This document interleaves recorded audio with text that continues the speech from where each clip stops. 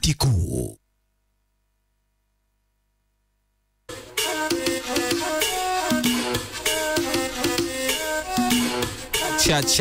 Ciao in the time ya kikao cha kamati kuu time ya kikao cha kamati kuu time ya kikao cha kamati kuu time ya leo bwana, leo sasa huta picha tunakutana kwenye kikao cha kamati kuu ya burudani ambapo sisi wajumbe wengine mmetuzoea tunakuwa hapa kila siku ya Jumatatu mpaka Ijumaa saa 1 mpaka saa 4 kamili za usiku, lakini kitimu pale saa 3 kamili tunakuwa tuna kikao cha kamati kuu ya burudani ambapo pia huwa tuna msanii ama mdau wa sanaa tunakuwa tunapiga naye story 2-3 au sio bana. Na leo hii kwenye kikao cha kamati kuu ya burudani tunajaribu kuangalia unanisikiza Suzette? Unanisikiza vizuri? Au unanisikiza uzuri? Nakusikiliza uzuri. Sawa. Tunajiuliza ama tunaongea waigizaji wa zamani wana nafasi gani tena kwenye soko la sasa? Waigizaji wa zamani. Suzette utajaribu kidogo kutupa experience ya nje, unajua wewe najua yani unafuatilia yani vitu hivyo vya nje. Alafu unajua Suzette alishaenda Marekani. Yes. Kwa hiyo sasa mimi binafsi na experience ya muziki. Wasanii wa zamani au wachanaji, waimbaji wana experience gani, wana uwezo wao wa kurudi na kupambana na soko la sasa hivi. Lakini kwenye uigizaji bana tunaye huyu mimi nimeanza kumfuatilia akiwa ni bwana mdogo sana. Enzi za kina Mwogo Mchungu ni Mwogo Mchungu kweli kweli, yani Mwogo Mchungu katika uigizaji wa 3 bora kipindi hicho alikuwemo, umenielewa? Sasa Kibakuli alijizolea umaarufu sana naye kipindi hicho. Kitoto fulani hivi kinene kitata anakuwa na manati. Anakuwa na manati. Karibu sana Kibakuli. Asante sana, nashukuru sana. Mambo vipi? Bwana, mambo mazuri, ongeleni sana. Ongera nini sana? Mjini pazuri. Sasa ujaje kesho patakuwa pazuri zaidi. Kauli mbiu hiyo inaniita kwetu ni kwako. Kwetu ni kwako. Basi hapa kwetu. Sawa, karibu sana. Endelea kwa kwetu, nashukuru sana. Mimi nimekuona mara ya mwisho ukiwa mdogo sana, lakini naona umeshakuwa mtu mzima. Sasa hivi tunaweza tukakaa na tukajadili vitu. Na ulikuwa kibonge, sasa hivi naona umepungua kidogo. Imekuaje Kibakuli? Bakuli imefanywa vipi? Mimi na mpango kupungua, kwa hiyo tusaidie kidogo. Wakati sisi makozi yetu kwa wazazi wetu kipindi hicho tulikuwa tuna yale multipoti yetu ya kufunikiwa yale yalikuwa makawa. Sasa kwa langu mimi ilikuwa linaandikwa kwamba uchungu wa mwana ujuae mzazi hilo ashiki mtu hilo mpaka mimi mwenyewe niwepo. Kwa hiyo baada ya pale tena na mimi nikatengeneza langu.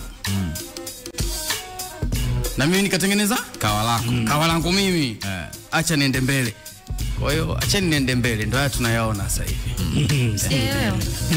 Hajakuelewa kabisa. Nilikuwa nategemea wazazi kwa kila kitu. Kula kwangu, kulala kwangu, malazi yangu, kila kitu. Lakini sasa hivi najitegemea mimi mwenyewe kwa kila kitu. Kwa hiyo hata utakapoacha kutegemea wazazi utapungua. Ukichomoka pale utaelewa.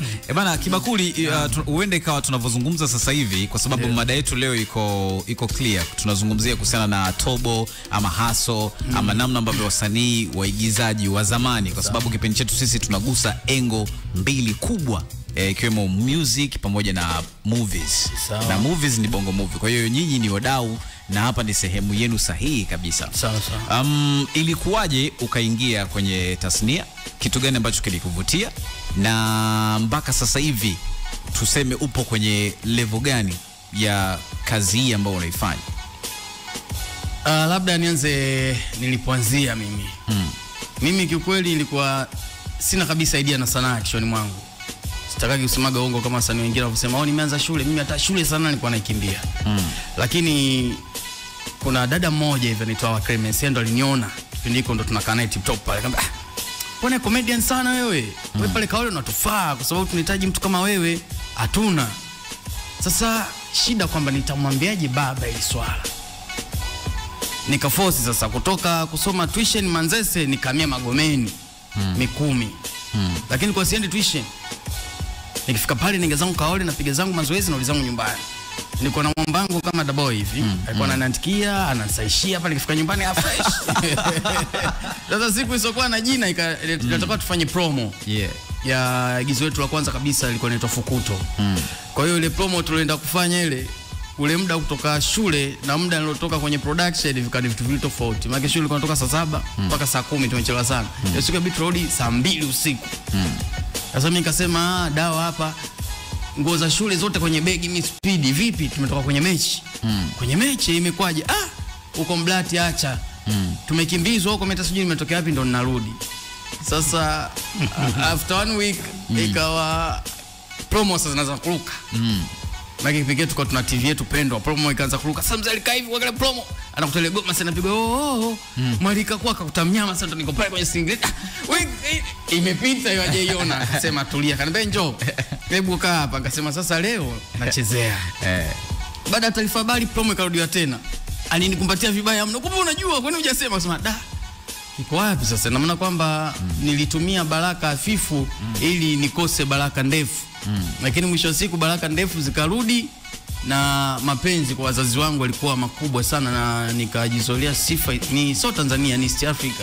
Mimi ni giant kwa Tanzania of course Ni kweli kwamba mionekano ya wale ambao tuliozoea kipindi kile kwa mfano ukimzungumzia Kibakuli unamzungumzia Kibakuli mwenye kibarakashe chake kimoja kimekaa upande hivi alafu ana ile nani manati umeelewa ya kuindia ndege ile iko shingoni alafu bonge unafikiri uende ikawa ni kikwazo nyie kurudi sasa hivi kwenye game kwa sababu watu waliwafahamu nyinyi kupitia mionekano yenu ile lakini sasa hivi wengi mmechange hiyo inakuwa kikwazo kikubwa sana kwa sababu kwamba kuna mtu au kuna watu wanatamani tuwe vile sijui unaelewa mkute Kibakuli yule mwenye mashavu nini sasa wanashindwa kutofautisha kwamba yule Kibakuli alikuwa Kibakuli mtoto Kibakuli sasa hivi kawa Kibakuli baba watoto sijui unaelewa vizuri nakuelewa Kibakuli mtoto sasa hivi nabakia kwa Kibakuli baba watoto sasa nilikuwa nasomeshwa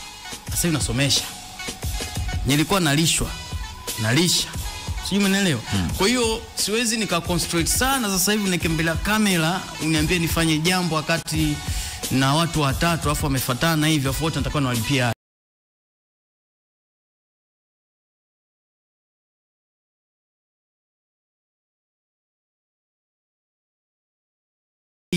sasa inafika kipindi sogi nitamkela kipindi kijacho aniangalia inawezekana kanibomoa vile vile wewe umefanya nini wewe hujui sasa lazima Watanzania wakubali kwamba kuna wakati uliopo wakati wa sasa na wakati uliopita ni vitu ambavyo havifanani kabisa katika maisha ya mwanadamu sasa ukisema hivyo na maana kwamba industry ya Bongo Movie haina hela haikulipi yani unaweza unahisi kama haikulipi no sio kama mimi nilipi kwa sababu sijaingia muda mrefu mimi ninachoangalia kwamba sisi hatukupata kwenye maisha yetu sisi wakati ni wasanii sisi hatukupata umeelewa lakini tulipa heshima taifa ina maana sisi sanaa yetu kipindi kile tuliamua kupigania nchi kwa sababu tuwatoe wa Kenya tuwatoe Waganda sijui tuwatoe watu gani tubakie wa Tanzania na tuliwini kama unakumbuka hiyo kumbukumbu kirudisha nyuma kwamba Tanzania tulikuwa tumetawaliwa na tamthilia moja inaitwa Tausi lakini baada ya kuja sisi na Fukuto ilikufa kabisa ile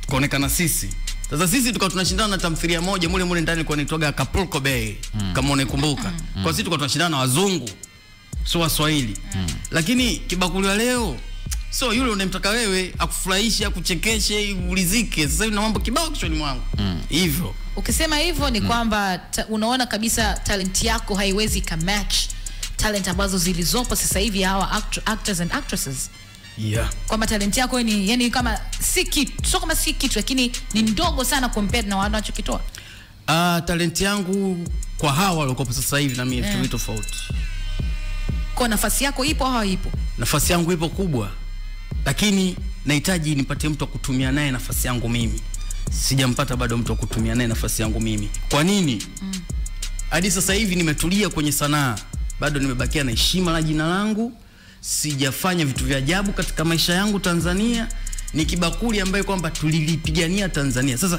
sipo tayari kurudi tena nianze kuharibu jina langu. Kwenye kupigana kwa ajili ya nchi lazima upate faida. Ukiondoa heshima jina lako, faida gani nyingine ambayo umeipata? Umaarufu. Okay, let's talk about that. Umaarufu kisema kwamba ukipita Mlimani City kila mtu anabaki anasema hapo kwenye umaarufu.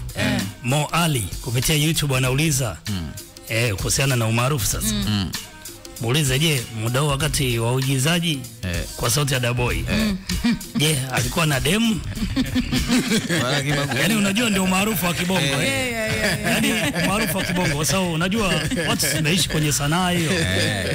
Yaani mmoja mafanikio ya msanii wa kibongo wa kiume nenda kupata demu. Yaani demu na yenyewe imo. Na Kibakuli ulikuwa mdogo ulipata demu, ulipata demu kipindi kile. Walikuwa wengi. Kwanza hata kwenye fikirio langu la kichwa walikokuwa wapo. Kwa sababu sisi ni wale vizazi tuliokuwa tunakuwa kwa vitisho. Wewe ukifanya hivi utakufa. Unaogopa sasa. Wewe ukifanya hivi utafungwa. Unasema jamani vitu wenyewe vya kupita tu hivi. Nyinyi piteni tu. Unabakia na maarufu wako kama mwingine anaenda. Basi tukopo hivyo. Sasa huo maarufu ambao nilikuwa nataka kujua mimi. Leo tukisema mtu kama Alikiba akipita hata akienda Kariakoo, everyone is going to be like. Unajua watu hata mji unaweza kufungwa kwa muda. Huo ndo sisi tuna portray umaarufu ndo namna hiyo. Unafahamika Kenya, unafahamika Uganda, na watu ukikuona wanakufahamu. Huo maarufu unao au ni umaarufu gani? Au paka mtasema wewe mimi ndio yule Kibakuli yule wa Fukuto, ujitambulishe sana. Kwanza mimi sija kujitambulisha. Na jina la Kibakuli kujitambulishaga kwa watu mmoja siwezi. Labda tunashindwa kuelewa nini maana umaarufu. Ni tofauti katika hilo. Maarufu ni mtu aliyepigana akaacha asali akatulia. Lakini mtu ambaye bado anaendelea kuwepo katika game na bado anaendelea na game, huyo sio maarufu. Kwa sababu kila siku yupo, kila siku utamuona. Na kila siku kwenye mitandao ya kijamii atazidi kutrend. Sijui unaelewa. Lakini yule ambaye hayupo, hata wewe leo hii kwa sababu bwana, hebu nitajie wasanii 10 bora wa uigizaji. Wasanii wa leo sijui hata kama wawili utawataja wewe. Utamtaja Mogo Mchungu, no serious, nakwambia kwa serious. Utamtaja Mogo Mchungu, utamtaja Nyama Yao, utamtaja Male Maxi, utamtaja Abda Zembwela, utamtaja Kibakuli, utamtaja Sobe Santana. Sijui unaelewa, utamtaja Nina. Kwa sababu ni watu ambao walikuwa wanafanya kitu kwenye moyo wako. Natumai hata wewe ulikuwa unakimbia kazi zako, unahakikisha ile saa 2:30 kishafika hapo kwenye TV, unatusubiri. Ushahidi huo nao. Sasa hivi unaweza kaangalia kitu kwa kutaka wewe mwenyewe, sio kwa kuforcewa. Lakini sisi ndio tuna uwezo wa kuforce wewe uje kutuangalia. But imeongezea hela gani? Like you guys are supposed to be rich by now. Hicho kitu bwana, ngoja nikwambie. Maswali Suzette. Tafadhali, maswali ya kumliza point of interaction. No, lakini that's why we're here. In the industry kiwandani watu wanisa upo sahihi kwa sababu najaribu kuangalia hapo ni kwamba kwa kazi umaarufu by that time ambao unazungumzia Kibakuli sasa hivi ilitakiwa tengeneze millions of millions. Yani hata unajua ilikuwa ni before YouTube unajua. Yani tuna expect kwamba sasa hivi Kibakuli ana channels ambazo zinaingiza pesa mpaka sasa hivi. Nini ambacho kilikuwepo ni usimamizi, watu ambao walikuwa wanafanya nao kazi, Kaole kulikuwa na what happened? Sisi kipindi kile utandazi ulikuwa hamna. Utandazi ulikuwa hamna. Ina maana kipindi kile kulikuwa kuna watu wachache tunajua kwamba inawezekana nikapata karatasi hii nikaenda kuiscan, nika change baadhi ya vitu nikakuletea soga ukasoma, lakini karatasi ya ukweli ikawa ipo. Labda ngoja niwaambie ukweli, sisi Kaole tulikuwa tunalipo kwa magrupu, tulikuwa tuna magrupu 4. Tulikuwa tuna magrupu ya sisi tunajiita mastaa. Kulikuwa kuna magrupu ya mastaa wadogo, kulikuwa kuna grupu la mastaa wanaochipukia na grupu la waigizaji kwenye kulipwa. Kwa sisi ifika kipindi kama sisi kina Kibakuli ndio tulikuwa tunalipwa hela nyingi. Mwaka 2000 tulikuwa tunalipwa 17,500 hivi. Na ukitoka pale uko enjoy na unashangilia, nimelipwa leo mwanangu. Lakini kulikuwa kuna wasanii wale maarufu wakubwa walikuwa wanalipwa chini ya pesa hiyo. Lakini kulikuwa inatoka zaidi ya pesa hiyo. Ndio chanzo cha Kaole kufa. Baada ya watu sasa ile tunataka kujua. Watu kwenda kuangalia kila Jumamosi kuna mzigo unaingia wa matangazo nini na nini, kuna bonus kibao, hela hizo. Lakini sikuwa tunafikia watu, so sisi. Sisi tulikuwa tumalizika tuna ule umaarufu wetu. Na ndio umaarufu umetufikisha hapa leo. Hata ukimpigia mtu bwana Soge mimi Kibakuli, mambo vipi kaka bwana, njoo tuongee bwana fresh. Mtu anakaa chini anakuelewa, anakusikiliza hivyo. Labda mimi binafsi sina cha kulaumu muziki ambao yani mimi kuna muda anyway nilitakiwa niwe daktari lakini muziki ukaleta ufala hapa katikati ukaingia ukaniamisha heli. Wewe daktari. Yani nilikuwa naelekea huko kabisa. Yani ukienda hata kwa mama yangu huwa naamini kwamba mimi nilitakiwa niwe huko. Lakini muziki kama ninavyosema muziki umesababisha nikaenda chuo nikasoma hii kazi ninayoifanya. Umenikutanisha na watu wengi sana. Huwa nawaambia watu hata phone book yangu labda sina namba Mama Samia na makamu wa rais ya waziri mkuu na ya wanae lakini wengine wote niko nao vizuri na huwa sipotezi namba. Umaarufu umesaidia vitu vingi sana kuwa sorted. Ulishawahi kujutia kwa nini uliamua kuigiza? Of course. So kujutia tu hivi. Nafika kipindi mpaka machozi yanakutoka.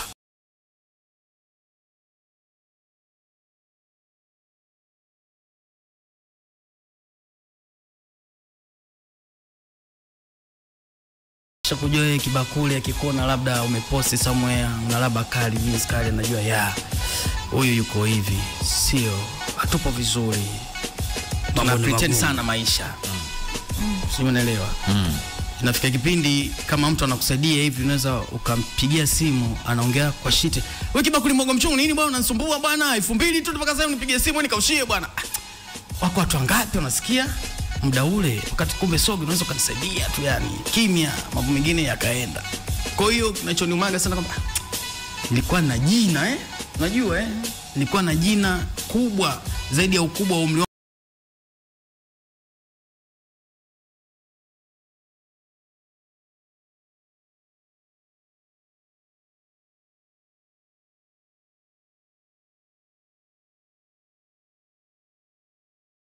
kikubwa ni riziki. Kuna vitu nafanya napata riziki, sina muda wa kumtegemea tena mtu, japokuwa shida ndogo ndogo kwa binadamu zipo, lakini namshukuru Mungu na taaluma yangu sasa. Kuna kina Mwogo Mchungu ambao bado anaendelea kuact kwenye hizi series Ali na anapata pesa ndefu sababu sasa hivi system ya kulipa inajulikana na ipo na nadhani na wewe ni shuhuda, unaona kabisa maisha yake at least yamebadilika. Kwa hiyo na wewe usitake kujaribu kuingia huko kama yeye amepata nafasi na hao wazee wengine ambao wameact miaka na miaka ambao ulikuwa nao wamepata nafasi. Kwa hiyo usitake kupata nafasi, uonyeshe taaluma yako ili maisha yako yawe vizuri. Mimi napenda mpaka kesho. Mimi napenda sana. Lakini sisi tulitoka Kaole kwa ajili ya pesa. Sikiliza vizuri hapa. Kaole ilikufa kwa ajili ya pesa. Kwa maana sasa unataka kunirudisha tena kwenye sanaa, nifanye sanaa. Nataka uniambie pesa unayoipata. Yaani usinilite tu kanita mawimbi tu yamepita kushoto kulia nini. Niambie bana Kibakuli, sisi tunakutaka hapa. Tamthilia yetu hii. Sawa, una episode zako 8. Bwana kuna 200,000 zako. Umebeba hujabeba lakini nafsi yako imejua. Lakini usiniambie bwana pale ukipiga episode zako 8 kuna milioni zako 7. After baadaye tukutana kwenye daladala, bado nipe nauli. Vile vitu ndio nimeviacha sasa hivi. Sasa hivi zama za uwazi na ukweli, nifuate niambie ukweli, bora tunaambia bwana njoo nisaidie, nitakubali. Kwa sababu mimi mpaka nafikia hapa maisha yangu nimesaidiwa. Lakini usinidanganye ukanipanga tu kama mtoto mdogo. Unajua mnadanganyana sana. Vibaya mno, afu amnaga ukweli. Ndio maana mimi mtu akisema kwamba mtu anaonekana sijui channel gani afanya tamthilia na hela, mimi nakaaga kimya kwa sababu nasema maskini ya Mungu hajui kinachoendelea. Tunaombana vocha hatari sana na usiku. Yani sio kusikia kauli jinsi alivyoizungumza. Bana Kibakuli, wewe sasa hivi position yako tunakuweka kwenye mtu mchekeshaji, unaigiza action, unaigiza vitu gani? Yani tukuweke kama category ipi? Mimi ni comedian lakini serious. Mimi ni serious comedian. Yani unanichekesha da boy huko unaniangalia. Na kuangalia bwana wewe mwanangu wewe cheka wewe. Alafu sasa mimi sikwambii cheka. Mimi na watu tukapiga story tu hapa tukacheka. Au unataka tucheke kidogo? Tucheke kidogo, tucheke. Nataka tucheke kidogo? Mnamkumbuka marehemu Bi Kidude? Marehemu Bi Kidude yule aliyetoaga California. Kulitokeaga jua na mwezi vilishikana. Kwenye wasanii waliokuepo mule, mmoja wapo akiwa Bikidude. Alikuepo Alakeli, alikuepo Whitney Armstrong na wengine. Wote waliimba. Lakini kuimba kwao ilikuwa ni kama nyimbo hivi kwamba tuimbe ili jua liache. Viachie, jua na mwezi viachiane. Akaja kuimba marehemu Bikidude. Ile nyimbo yake, jua toka na kijora changu nataka kauka. Basi Bikidude mwanzoni kuimba vile, jua likaanza kuachiana na ule mwezi ule. Sasa unajua Uingereza tuna kule zetu good morning how you fine thank you nyingi. Watu wakaambia Kidude one more. Bi mkubwa akasikia vibaya. Akajua akaambiwa Kidude shikamoo. Yeye kwa katika maraba. Kumbe kaambiwa Kidude one more, yeye akajua Kidude shikamoo. Kwa katika tu maraba. Umeona? Kwa ndo maisha yetu. Kwa hiyo da boy ishakuchekesha. Au sio hujacheka? Mimi kucheka huwa ni lazima niwe kwanza nimekula, nimeshiba, nimekunywa bia zangu 4. Afu njoo tuchekeshane. Tunajaribu kuangalia sasa hivi tamthilia zimekuwa ni nyingi sana kuliko filamu zinavyofanyika. Kila TV sasa hivi ukienda wana tamthilia zao. Ndio. Wewe binafsi najua bado pamoja na kwamba umejiweka pembeni kidogo, lakini bado unaziangalia. Naangalia sana. Ipi ambayo ukiangalia unasema hii kweli hii kali? Mimi nilikuwa mshabiki sana wa Uba. Nilikuwa naangalia sana Uba. Nikawa naangalia sana Jua Kali. Yes, lakini nyingi naangalia za Kimombasa. Za Kimombasa tunapenda sana kuangaliaga zile. Kuna kitu unajua kwa sisi kama mimi na vitu vyangu waga naangalia kwa sababu nipo humo Kuna some shots nikiona najua yes director kaumiza kichwa unajua Hata ukiangalia storyboard zao zile unajua sisi Tanzania tunaga nani tunasema nani yule director photograph. Hatunaga sisi tuna makameraman always. Sasa kwa sisi tulopita training tuna mtu mmoja ndio afuatilie picha tu kwenye kamera alafu wewe usogeweza amini hata kuwasha kamera inawezekana kawajui lakini jicho lake tu akaangalia kamera hivi anajua bisa hii picha. Hii sio picha. Kwa hiyo mtu Tanzania tuna director of photography hatunaga. Yule DOP. Hiyo unafikiri ndio inasababisha pia kuturudisha kidogo nyuma? Angalia tamthilia ya Tanzania ndani ya dakika 10 afu angalia utakutana na picha ngapi. Kamera moja hiyo imetumiwa. Hujafanyaga hiyo research? I can see that. Utakuta dakika moja, scene moja kuna picha zaidi ya 9. Shot 40 afu unaweza kumuuliza hata cameraman alipiga ile shot ile inaitwaje atakwambia tu ile kuna extreme pale. No. Kuna vitu tumepungukiwa of course. So natamani nipate mtu naye mwenye mzigo wake mfukoni akamwambia njoo tufanye. Na wallahi nitafanya na Tanzania itasema kwamba sasa Kibakuli kafanya. Sasa utafanya kitu gani ambacho ni cha tofauti kwa sababu Tanzania tumeshazoea storylines ni zile. You know, huyu kaachika, baba sije ametoka na mtoto. Hatuna any props, hatuna any like wow movies as in scientific type of movies, action movies, tuseme zile kama za Fast and Furious, Transformers. Hatuna kitu kama plane, hatuna flight type of movies. You can Denzel Washington flight ilitaka kudondoka kaitoa majini we don't have that kind of movies. Sasa Sogi anabadilika na kuwa roboti. Anaanza kupiga watu. Sogi anaruka kutoka gorofa. Ukimbeka gari yako kule anaruka magorofa kama 7 jumper. Unazina ni za champa tuna zile za army. Sasa Kibakuli wewe utakuja vipi useme wa Tanzania watasema naam. Hakuna Lamata wala nani hapa Kibakuli kafanya kazi na paka wa Kenya waseme hello. Sasa utatufanyia kitu gani kipya? Kwanza tuna ubaili wa location. Okay. Hiyo ni silaha yangu moja nakupa. Afu Tanzania tuna malighafi nyingi sana. Afu Tanzania usitegemee kwamba kila kitu utakachoandika kwako kiwe cha kweli. Sio kweli. Afu Tanzania tulianza kuishi kabla ya mapenzi. Kwa maana sasa hivi mapenzi yametutawala, acha tuandike mapenzi kwa sababu tupo ndani ya mapenzi. Na hatuwezi kuacha mapenzi kwa sababu kila siku anazaliwa mapenzi. But mapenzi nakufanya wewe ukose hela bro. Mapenzi yatakufanya wewe upate hela, lakini ukijua mapenzi. Sasa okay, mimi nikikupa location lakini storyline zako ni zile. Sasa itakusaidia nini? Nikupe useme nikupe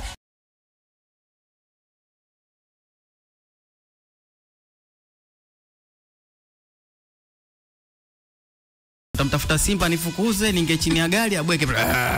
Ni tofauti, haijaitokea fanya. Ni movie, ni kitu cha tofauti. Simba yenyewe hawa. Jamani nyie. Labda naomba mfano mmoja. Tuna vitu vingi sana vya kujivunia Tanzania kama wazee wetu walioimba nyimbo za kale. Nitakupa mfano mmoja. Mnamkumbuka Hasani Leani Bichuka? Kuna nyimbo yake moja alisema, ni wewe kipenzi nikupendaye, kwa jina unaitwa Tabu, mwenye sura nzuri ni ya kupendeza, tabia na hekima zako zimenivutia, japokuwa maana jina lako ni matatizo, lakini kwangu mimi ni faraja. Ni faraja na nini? Faraja na furaha. Na furaha. Huyo Tabu. Sasa mimi naona ningemchukua ile Tabu alafu naandika series yangu na muhusu Tabu. Unanifuata unifuate? Na depend na utachokiweka mbele ya screen. Lakini hapa nilivyokuhadisia, kunihadisia ni kitu kimoja. Naweza nikaipenda afu nikiingia ndani ya Tabu naye akanipa Tabu vile vile, akanifanya nizime TV nende nikalale. Ndio hicho nacho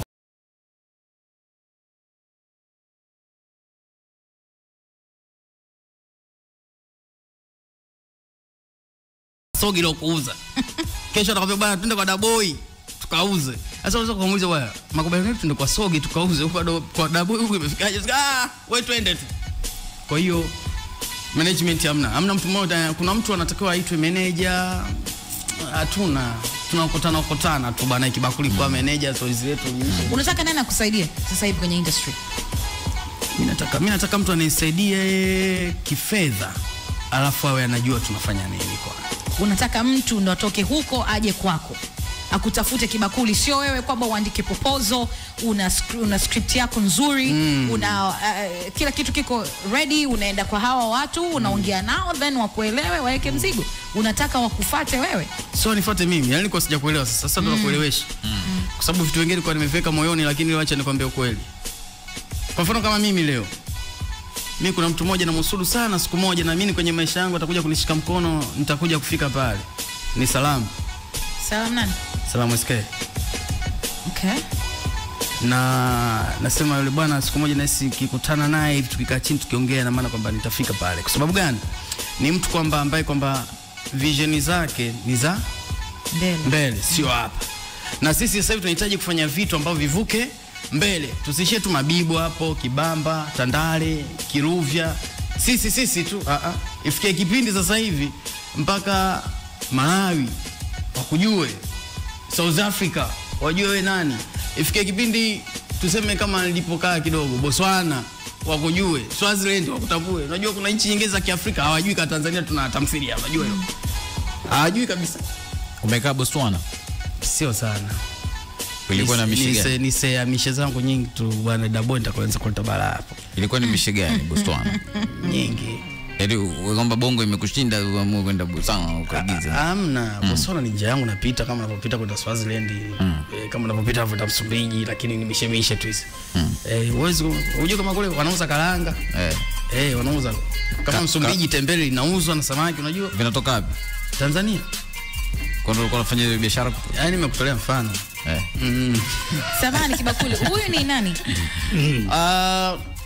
Huyo ni mtu ambaye watu satembeaga na nini na mabouncer. Kwa huyo ni bouncer wangu, afu ndo dereva wangu. Bwana, nitambulishe mzee wangu. Uweze ukaja hapa alafu hata mtaani usijue kama ulifika mjini. Maana Kibakuli kutoa credit.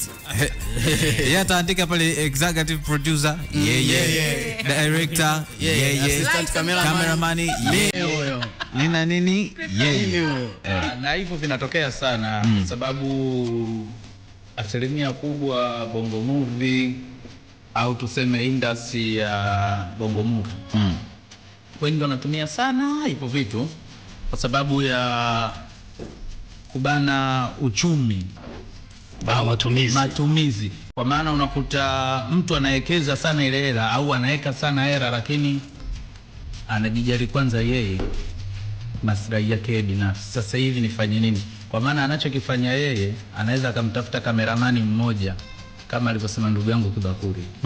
Akishampata kameramani mmoja anaweza kukodi kamera yake moja, anajua hapa nikienda kutafuta redi au nikienda kutafuta kamera ina fulani naweza nikamaliza filamu yangu mwanzo mwisho. kwa akitoa 50,000 yake au raki yake kwenda kuchukua ile kamera na kushuti matukio yake, baadaye anaenda anayaunganisha yeye mwenyewe anapojua kimtani. Kwa sasa unakuta video haina quality. Kwa sababu uwezo ukaniambia unatengeneza video leo au unashuti video leo, kesho kutwa iko mtaani. Haiwezi kawa ina quality. Umeiangalia muda gani? Hapo part 1 na part 2. Umeiangalia muda gani, umeipikia muda gani? Sio tunaelewana vizuri? Yaani bado haijawa, yani unatakiwa wewe mwenyewe kwanza kabla utakapoiandaa ile kazi yako uipitie zaidi ya mara 3 mara 4. Uwe hata na washauri bwana. Mpo kuna siku tushai kuangalia part 1 na part 2 ndani ya lisali moja. Sasa unakuta kazi imewekwa dakika 10-15, unakuta kuna part 1 CD moja ina part 1 part 2 dakika 10-15. Kuna nini sasa hapo? Wewe unakuita bwana nani? Maana kamera au? Mimi naitwa Amiri Sadiki. Ya maarufu naitwa Kione, ni mjukuu wa Kione, lakini katika mitandao ya kijamii natumia Amiri Mipesa. Mbona unajipa mashavu sana sasa, tumekimbilia huko bwana. Amiri kabila gani? Mimi ni Mnyamwezi. Mnyamwezi mixa. Huko unaigiza pia? Ya mimi siigizi, ila ni cameraman. Bwana unajua hadi kwanza kusema sio hapa kamera inahitajika red na nini. Lazima mtu uwe awe na nani kidogo. Industry ya uigizaji unaionaje, ikoje? Kwa sasa hivi tulipo. Kwa sasa hivi industry ya uigizaji ina hera kidogo. Kuna upande hera hamna. Sababu hata sisi wenyewe kuna muda tukipataga mashavu ya kwenda kuwapiga baadhi ya picha wasanii, inakuwa ni siri yetu moyoni. Naweza nikaje nikakupigia picha lakini ukanipa 50,000 nikakupigia picha zaidi ya 20 au 50. Afu zile picha nikakutengenezea baadaye nikakutumia afu ndo kaimeisha. Sawa, Kibakuli serikali ina miezi miwili sasa imetoa mikopo kwa wasanii na bado inaendelea kutoa. Wewe upo kwenye chama chochote cha sanaa? Sikufanikiwa kujiunga kwenye chama chochote cha sanaa, uongo zangu. Nilichojifunza mpaka nukta hii. Yaani Kibakuli ni kama ameshajikatia tamaa na sanaa yake. Nimeona kwamba hii nyuma kwa sababu ya kwenu. Yeye anasema kwamba anatamani atokee mtu awekeze pesa, sawa, ili mradi aweze kufanya vitu anavyoviona. Lakini wakati huo serikali kupitia mfuko wa utamaduni wanatoa pesa ambayo haina riba. Bwana Daboy, sisi tunakupa milioni 20 hizi, zirudishe milioni 20 zetu miaka miwili. Wewe chora tu mradi. Njoo hapa na usajili wako kwenye chama chako na BASATA wakutambue. Tusonge. Shughuli imeisha. Na watu wamevuta, tumeona kina Ray, kina JB, kina Irene Uwoya, Wolpa, yani watu wengi wamevuta. Yani kifupi mastaa wote. Yani nani yake anajitetea. Ngoja nikwambie. Jitetee. Je, ni sahihi mzigo kumpa Ray au ni sahihi mzigo kumpa msanii anayeanza leo, ili naye tumpe ndoto zake, tuangalie kesho atatufikisha wapi? Sasa hawajazuia kwamba huyu msanii anayeanza leo asipewe. Serikali imeleta fungu ambalo yani hata theruthi yake bado haijatumika. Unanikwepa bwana, fungu ni la wasanii. Unanikwepa. Yani as long as wewe ni msanii, uwe ni chipukizi, uwe umetoka, hela inakuhusu. Hajasema kwamba ile hela ni akina Ray peke yao. Hapo mtakuwa mmekosea serikali. Ndio. Yenyewe imeleta pesa kwamba wewe kama msanii unaruhusiwa kukopa. Kuna watu wengine ambao hata wajui sisi wamepata hizo pesa. Afu pesa kumbuka inatakiwa ilipwe. Ni mkopo. Okay. Kama wewe kazi unaifanya unaamini kwamba inakulipa, basi unaenda unachukua. Unajua Kibakuli, labda nikusaidie. Lazima uwe na kitu cha kufanya kabla ya kuchukua mkopo, kwa sababu huwezi kuchukua mkopo kwa sababu wewe Daboy unahitaji ndinga.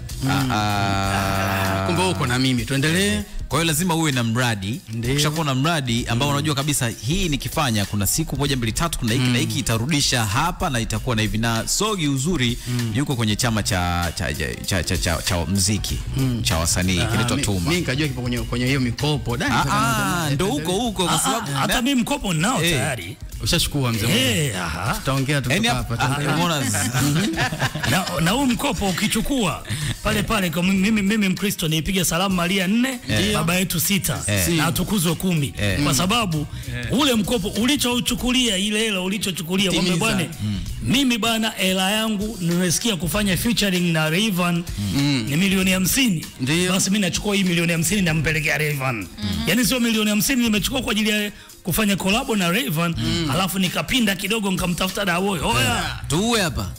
Tukanywe bia 20 pale nani watujue si ni nani. Hapo lazima ufeli.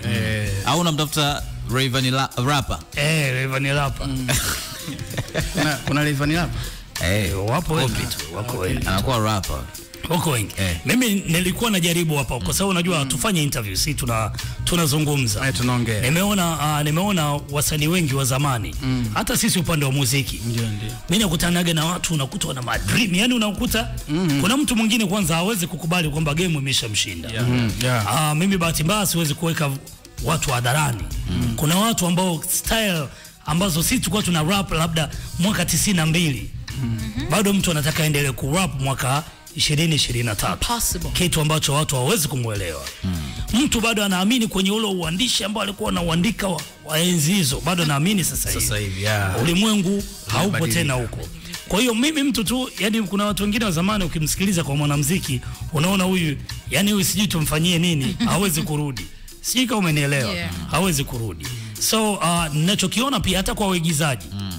Kibakuli tayari ana misimamo yake. Yaani ana misimamo. Na wasinifuate, waambie wasinifuate kabisa. Yaani unaona sasa. Yeye ana misimamo yake. Lakini hapo unamuona Kibakuli huyo anatamani atokee hata mwekezaji. Sasa mtu anajiuliza huyo mwekezaji, unajua ukimsubiri unaweza kumsubiri miaka 20 na mwekezaji asitokee. Mwekezaji yeye bado akaendelea kumtafuta Quick Raka. Mwekezaji akaendelea kumtafuta Romy Jones. Umeelewa? Na waigizaji tuendelee. Umeelewa sijui.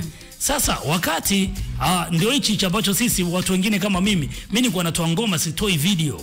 Watu wakiniuliza naambia oya, naomba uelewe kwamba mtoto wangu wa kwanza yuko chuo kikuu. Anahitaji kusoma vizuri, sio? Familia yangu inahitaji kula, mimi na watu 7 ndani ya nyumba. Umeelewa sijui? Wanahitaji kula vizuri kila siku ya Mungu. So mimi nichukue hii hela nipeleke kwenye video au familia iishi vizuri. Naamua kuchagua upande wa familia kuishi vizuri.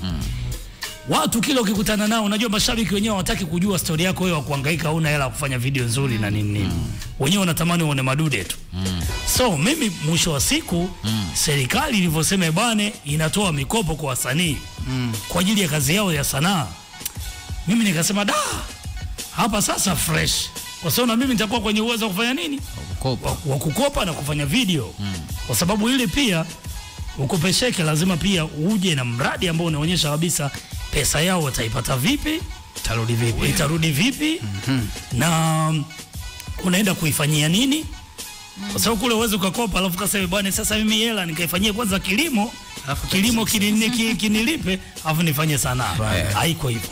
Lazima ile pesa yako ikanyanywe kweli sanaa, kwa sababu wanaamini leo Kibakuli akipata milioni zake 50 akaipeleka kweli kwenye sanaa, cameraman naye atapata, waigizaji atapata, wale washikabumu wale na wenyewe watapata, yani ndio inaenda hivyo. So ndio maana nikawa nauliza, yani kama unaona mwekezaji anachelewa, serikali inatoa mkopo, uone kama ni fursa yako pia? Ni fursa kweli kwangu mimi. Ndio maana nimeongea lugha moja hapa kama siala, lakini nitabakia kwa hivyo kwamba wasinige mimi. Hapo unavyoniona Sogi, tuna family ipo ambayo ni MC Mu Entertainment, ni familia yetu. Ndani mwele kuna MC wetu, MC Mu, ndani kuna kitu kimoja kinaitwa Nkopasha Production, ambayo mimi ndo editor, ndo cameraman, ndo graphics designer pale. Sio, umeelewa? Ni familia yetu. Ina maana kwamba maisha yetu yanaenda, tunapata na tutaendelea kupata. Na huu mradi upo ndani ya mfumo wetu. Sio, umeelewa? Ni swala la muda tu. Na mimi inshallah kuna ndoa hapa inapita mwezi wa 5, watu wawili wanafunga ndoa ili wawe mke na mume. Na maana sasa tukitoka hapa sasa tunaelekea kwenye miswada yangu mimi. Tutapiga tamthilia 4 na kila tamthilia itakuwa na jina lake. Tutajaribu kufanya episode 6 hivi. Tujaribu kupush somewhere. Tuangalie itakuwaje. Ndio maana kwa sasa hivi kwamba sitohitaji kwanza msaada wa mtu kwa sababu hilo lipo ndani ya management yetu ile. Sasa Kibakuli, mtu kama Salama SK anajulikana ni mtu wa viwango. Na umemsema kwa ni mtu angalia mbali. Sasa ukiangalia Kibakuli, unahisi viwango vyako wewe kwa jinsi ulivyo na hiyo management yako itaweza kuendana na Salam? Na je, Salama akija na rules zake kwamba kama unataka msaada na anaona kabisa wewe unafaa, kuna baadhi ya vitu inabidi uviache kuvifanya. Kuna muonekano inabidi uwe nao. Kuna sound ambayo inabidi na huo uchekeshaji hautaki, weka pembeni, itabidi uwe tofauti. Utaweza kumsikiliza na kufanya? Sio kumsikiliza tu. Hani hata Mungu baba nataka nikakufiche madari huko kae mwenyewe ili uwe hivi. Nipo tayari kwa sababu naamini nitakuwa nafanya kazi na mtu sahihi ambaye aliingia moyoni mwangu. Na hii management yako utaachana nayo? Management sisi ni management yetu sisi ni familia. Na maana kwamba kutoka kwenye familia kwenda kufanya kazi katika familia sio kwamba kuiacha familia. Inawezekana kawa naenda kuongeza kitu ili nikilete kwenye familia izidi kunyanyuka zaidi. Umeelewa Maana kuondoka kwenye familia sio kwamba umeitelekeza familia, hapana. Labda hapo kidogo utakuwa una matatizo ya kichwani. Lakini kama unajielewa, unaweza kutoka kwenye familia ukarudi katika familia ili kuinyanyua familia iende pale. Jamani, ilichokipata huko ni hiki. Lakini mifumo aliyoitoa huko ni hii. Japokuwa si yote wataijua. Mengine wanatakiwa wasijue. Umeelewa? Familia inaenda, familia inaenda. Bana Kibakuli. Na kitu gani ambacho kipendi sasa hivi kuhusiana na Bongo Movie? Kitu nisema sikipendi kuhusiana na Bongo Movie, mimi nitakuwa muongo. Mimi vyote navipenda. Napenda vyote. Vyote navipenda. Wakae beach wapige picha zao vile napenda. Si wenyewe. Sasa mbona kama unakejeli? Sio, hapo unajua nimekuuliza kwa lengo la kutaka kujenga ili tuone tatizo liko wapi, ndio ili tusahihishe safari iendelee. Ndio. Kitu gani ambacho unaona hakiko sawa kwenye Bongo Movie? Bongo Movie mimi kwangu ipo sawa. Nitakujibu hivyo ipo sawa. Kwa sababu gani? Ngoja nikwambie D-boy. Kama mtu hajakukosea, hajakusema vibaya, kwako ipo sawa, bro. Ipo sawa maisha yote. Kama mtu anakupenda, kikona na kurespect, yupo sawa. Hata mtu anayekusema pia ukikutana naye kukuchekea yupo sawa.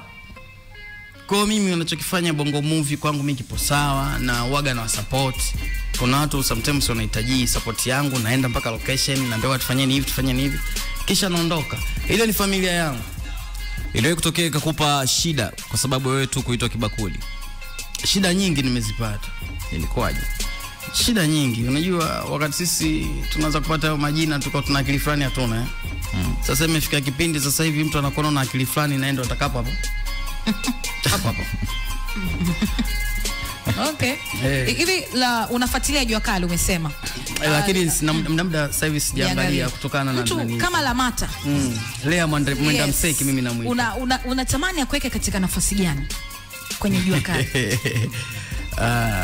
Lea mimi kwake ni kaka ujue. Labda nikupe silio leo ambao hujui. Na mimi Kibakuli ni mtu mmoja ambaye sipendagi kujikweza. Lakini kwenye watu ambao walikuwa wanatiwa moyo sana hadi afika pale ni Lea Mwenda Mseki. Mimi simuhitaji Lamata, mimi namuhitaga Lea Mwenda Mseki. Lea alishakuaga PM. Lea alikuwa anafika kipindi analia, anataka kukata tamaa, anambia no, pigana, nenda. Lakini leo sina ukaribu na Lea. Lakini nahisi na maneno yangu baadhi yanayo kichwani. Inshallah Mwenyezi Mungu. Kwa nini hamna ukaribu? Yuko. Mimi yuko busy kama mimi nilivyokuwa niko busy. Yuko busy kama mimi nilivyokuwa niko busy. Sometimes kwamba napenda kuchat naye lakini muda bado nice. Lakini nitachat naye. Unadhani ukimtafuta utataka akupe nafasi kwenye Jua Kali? Because kama nyewe mlikuwa watu wa karibu, nadhani ndo muda sahihi wa kusema Kibakuli kakangu, nimepigana kama ulivyoniambia, nimefanikiwa. Acha nikushike mkono nikulete huku upate chochote kitu. Sijui, lakini nahisi kama kuna kitu anahofia kutoka kwangu kuna kitu anahofia kutoka kwangu. Nahisi misimamo yangu labda. Una misimamo aina gani? Mimi na misimamo yangu iko very understanding. Misimamo understandings ndio tunaipenda. Sababu tunaungana. Mimi bwana misimamo yangu ipo hivi, da boy. Narudia kule nyuma tulipotoka. Mimi sitaki story. Njoo Kibakuli na shida na wewe, njoo tufanye hili, niambie una nini. Lakini sio niambie bwana njoo tufanye, basi itasoma kwenye simu. Hiyo long time hiyo. Unadhani Lamata anaweza akawa na itikaji kama hizo? Sijasema kama ni Lamata. Sababu lakini mfumo huo upo na nishasikia hizo story kwa wenzangu. Kwa ndo maana ni wanavyonipigia hadithi wao. na mimi nachukua linaliweka kichwani. Nikishaliweka kichwani sasa, kwa hiyo hata ukija mimi lile nalo. Kitu cha kwanza ninachokuambia hicho, unatakaje? Nina sini zangu 5, shingapi? 10,000. Nipe nitie mfukoni. Ndio riziki yangu ulioniebebea. Na kwa usiniambie bwana nitakutumia. Sio riziki yangu hiyo. Iko kiwango unachonipangia. Kwani waigizaji siku hizi mfanye kazi maybe kimkataba au labda utaratibu kwamba bana nafanya kazi hii Sogi, naomba uwe na ndevu hizo nazihitaji mimi mwezi mzima. Usinyoe. Mkataba wetu ni huu hapa. Utasaini hiki nitakulipa hivi, nakubaliana hivi. Si makubaliano na kuwa ni hivyo au Bongo Movie huwa mnafanyaje kazi? Kama mnatuvuruga. Hivi kuna msanii Bongo Movie alishawahi kumwekaga meneja yake hadharani kwamba mimi meneja wangu? Wanatakiwa kuweka hadharani? Sogi meneja huwezi kumficha huyo. Ni managers au agents? There's a difference between managers and agents. Ngojea kwanza. First of all, manager. Manager first. Second, lawyer. Yeah. Agent ambaye anakutafutia wewe nafasi kama kwenye mpira kwamba bwana tunamtaka Daboy Manchester United.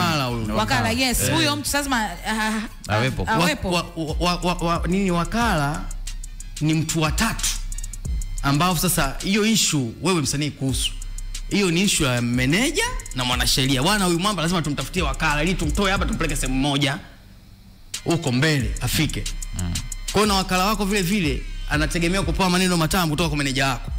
Kwa sababu wakala ni mtu anayetafuta ili apate pesa kutoka kwako. Sio mtu ambaye anayetoa pesa ili wewe ufike ili apate pesa. Si kweli. Sio, umeelewa vizuri? Kwa hiyo yule utamshawishi vipi wewe? Ni meneja sasa anza kuelezea wewe.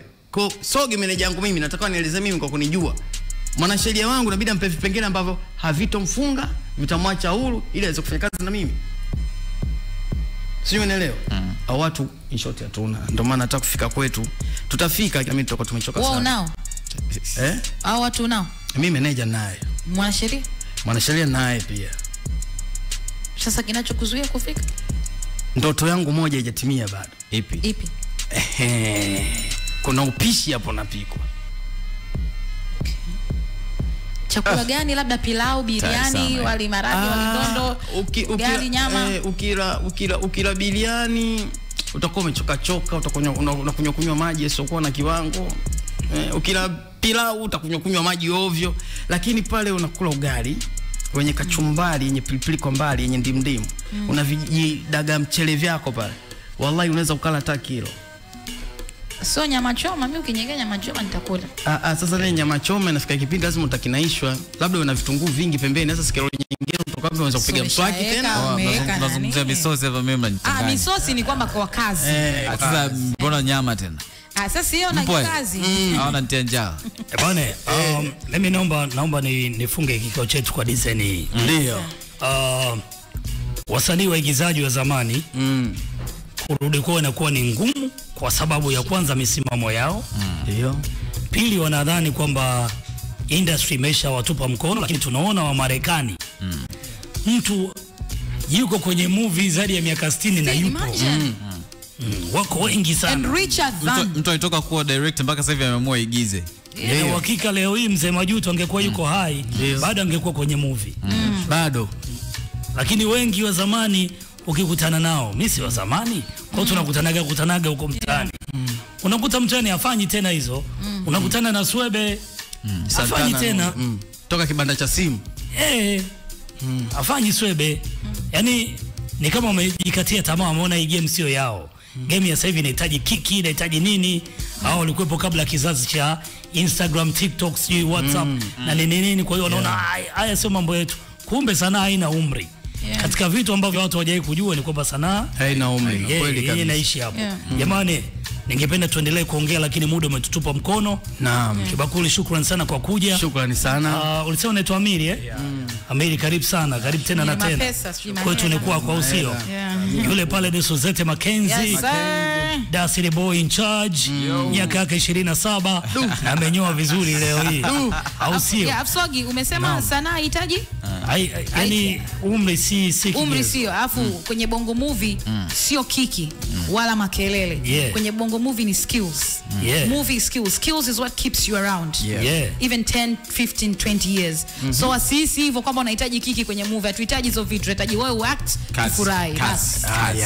Huyu hapa ni mheshimiwa naibu waziri wa utamaduni, sanaa na michezo, wa kuitwa Hamisi Mohamed Mwinjuma. Sly hilo la mwisho na malizia. Bosi wake Kibakuli. Bosi wangu.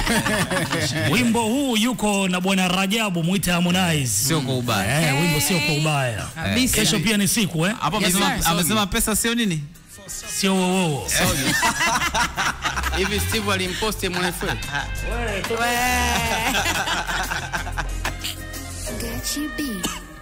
Yo.